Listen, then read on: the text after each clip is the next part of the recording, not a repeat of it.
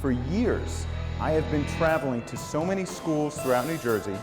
I've been traveling throughout the country, appearing on TV, just talking about one particular case that I handled.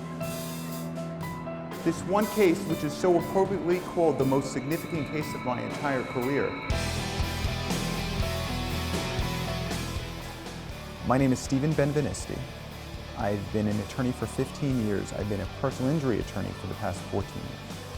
My name is Bob Nolan, and my son Dan was killed by a drunk driver when he was 22 years old. It was in 1987. My name is Mindy Lazar. I'm the State Executive Director for Mothers Against Drunk Driving New Jersey.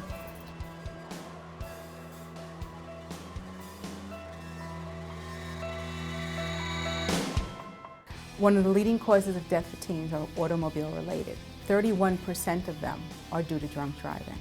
He was a communications major, 3 months short of his graduation, and he was a bright, sparkly personality, had a million friends, athlete, just a good all-American boy. There has been a decline overall in instances of drunk driving fatalities, but yet the numbers are not where they should be. The decline is not sufficient enough, and that's why we continue working as diligently as we are. Every single accident is so expensive, emotionally, physically, to society, and also to the individual and to their family.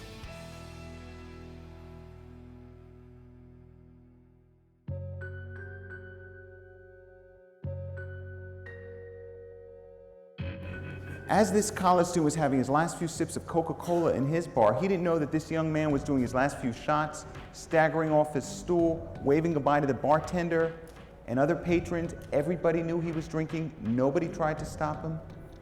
They were on I-95 going northbound. The mission of Mothers Against Drunk Driving is to stop drunk driving.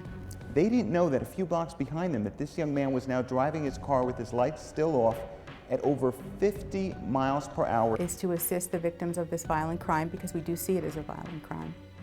And a young woman, 20 years old, very drunk.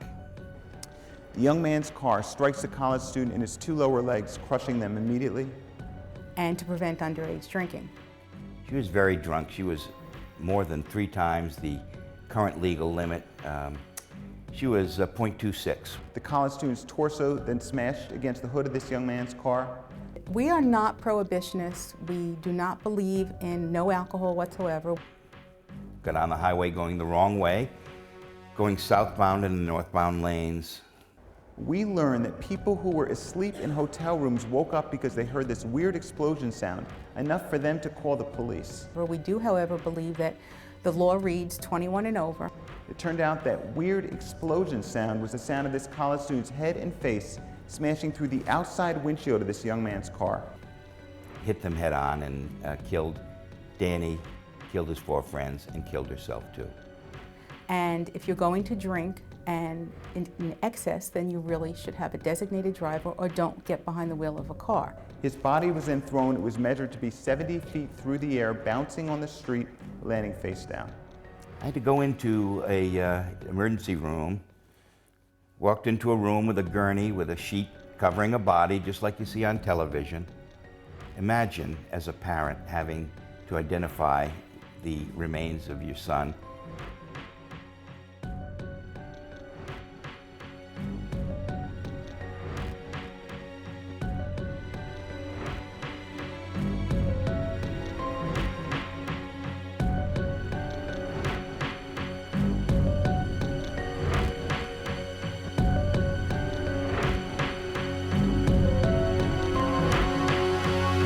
As this college student is rushed to the nearest hospital, in this house in Montvale, the phone starts to ring. The first thing the parents need to do is they need to educate themselves about the ramifications of drunk driving and of just underage drinking. One of the things that we also know about underage drinking is that there's a lot of alcohol poisoning that takes place.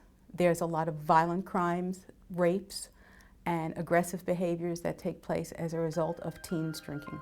And he said, "Doctor, what are my son's chances of living?" He said, "We don't believe we're going to be able to keep your son alive for more than a couple of hours.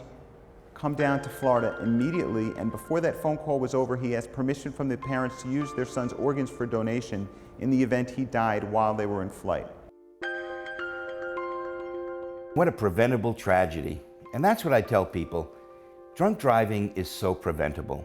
One of the points that I firmly believe needs to be stated over and over again is that unlike a disease, we have the cure.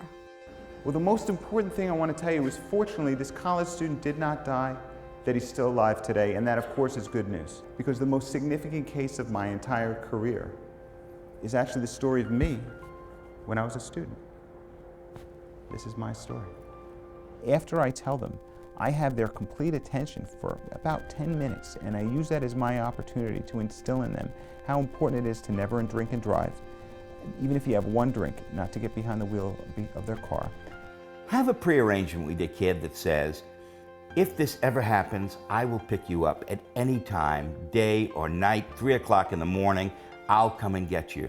No questions asked at the moment. Not a day goes by when I'm on the way to work that I don't stop and wonder who among us today will fall victim to a drunk driver. Because none of us are immune, no matter what walk of life we come from. So we do have the cure. We just need to put it into place, and we can only do that with your help.